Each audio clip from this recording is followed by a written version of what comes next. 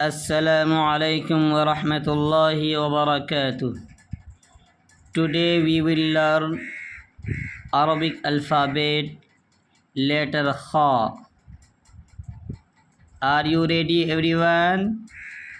Okay, let's start now. Kha for this letter is Kha. Kha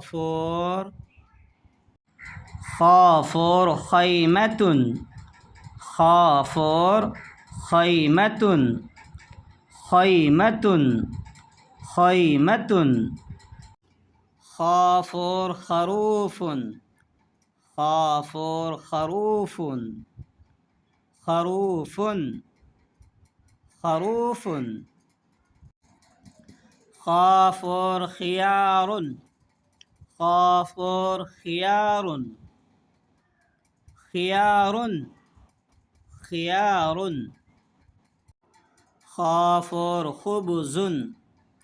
Kha for khubzun. Khubzun. Khubzun. Thank you for watching.